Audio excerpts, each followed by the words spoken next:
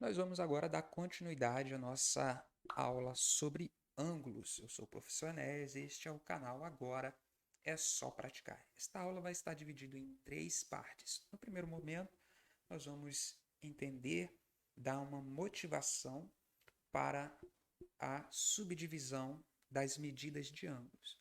No segundo momento, nós vamos definir essas medidas, fazer alguns exemplos. E na terceira parte desta aula, nós vamos então fazer soma, produto, subtração, divisão, enfim, operação entre essas medidas. Então, vamos à nossa aula. Submúltiplos do grau, minutos e segundos. Já dando spoiler aí. Qual é a medida do ângulo correspondente a 61 sobre 21.600 de uma volta? Pego uma volta, divido em 21.600 partes iguais e depois pego 61 dessas partes. Que isso corresponde a um ângulo. Então, o que devemos ter em mente? A gente já sabe que um ângulo vale 360 de uma volta, né? Mas então, qual conta a ser feita ali? Eu vou pegar e vou tentar dividir esse cara em parcelas de 1 sobre 360. Porque se eu conseguir fazer isso, toda vez que eu tiver 1 sobre 360, isso vai ser 1 grau. Beleza? E eu vou poder visualizar aquele valor em termos do grau, que eu já conheço. Bom, então vamos à conta. Nosso foco é obter o denominador igual a 360. Primeira tentativa simplifica os fatores comuns, mas opa, peraí, 61 é primo, então não dá para simplificar nada aí. Então, o que, é que eu vou fazer? Escrever esse cara como 60 mais 1. Isso é sempre uma boa estratégia quando eu estiver mexendo com fração, quebrar o numerador de modo a obter parcelas ali em cima que sejam múltiplas ou divisores do denominador. Então, como eu estou querendo um denominador 360, pensar 61 como 60 mais 1 é uma boa estratégia, porque 60 é um divisor de 360.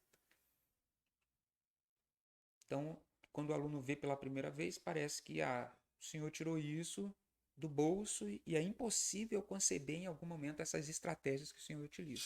Não é à medida que você vai avançando, você vai entendendo isso. Beleza? Essas sutilezas. Então, 61 é 60 mais 1. Propriedades de soma de fração me permite fazer 60 sobre 21.600 mais 1 sobre 21.600.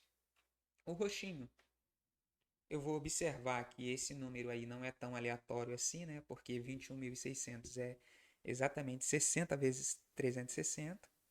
Aí eu simplifico 60, fica 1 sobre 360. Beleza, ótimo, é 1 grau. O roxinho vale 1 grau. E o verdinho? Já sei que o denominador é 60 vezes 360. E aí nessa segunda igualdade aqui, ó, 1 sobre 60 vezes 360, isso é igual a 1 sobre 360 sobre 60. Professor, não entendi. Isso é propriedade de divisão de fração. Talvez você tenha alguma dificuldade, não lembra. Se for o caso, comente aqui, tá bom? Mas se você, não, professor, estou em dia, mas ainda assim eu não entendi. Vou dar uma explicação rápida. Faz o contrário. 1 sobre 360 dividido para 60. Quanto que é isso? Como é que eu vou fazer isso? Eu vou manter 1 sobre 360 vezes vou inverter o 60, né? Que é 60 sobre 1 vai ficar 1 sobre 60. Isso vai ficar como? Exatamente 1 sobre 360 vezes 1 sobre 60, que é o que está à esquerda. Entenderam aí? Qualquer coisa, comente.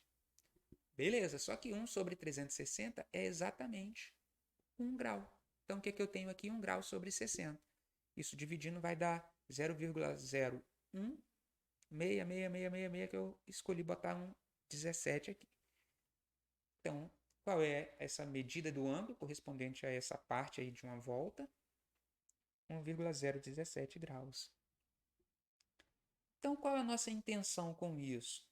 É chamar a atenção que em muitas situações, como na aviação, confecção de lentes, de óculos, né, a gente vai precisar aí de uma precisão, de muita precisão, né, na hora de fazer essas medidas, de modo que a gente vai usar partes de um ângulo, de 1 grau, beleza?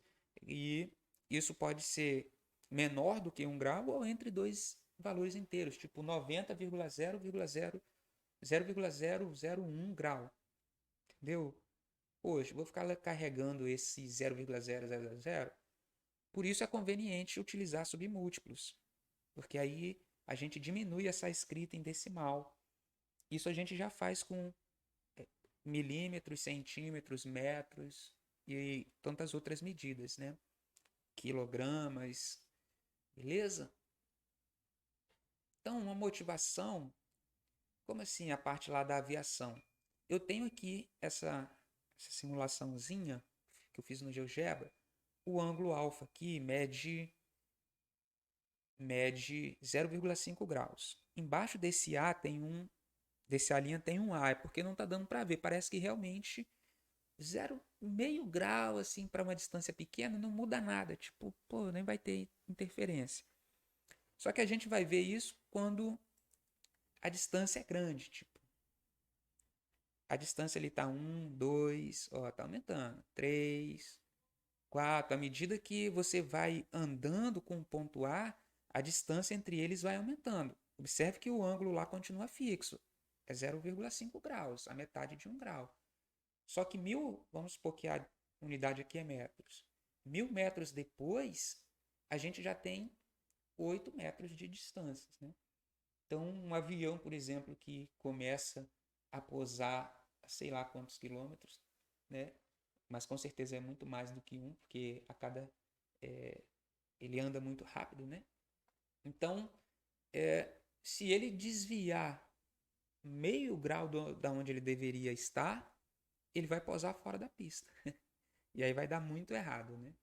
Então, a gente precisa definir submúltiplos aí para garantir esta maior precisão.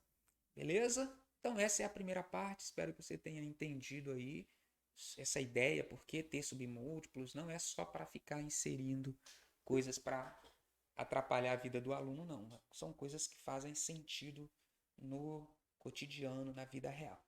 Beleza? Então, tem a primeira parte a primeira aula, né, dessa playlist. Se você não viu, dê uma olhada, vou deixar aqui ao final, beleza? Comente aí se teve alguma dúvida, se apresente, se é meu aluno, se é meu amigo, da onde você está vendo esse vídeo, beleza? Se quiser acompanhar essas aulas, não sei qual vai ser a periodicidade que eu vou lançar, então é legal se inscrever e ativar as notificações. E dito isso, agora é só praticar.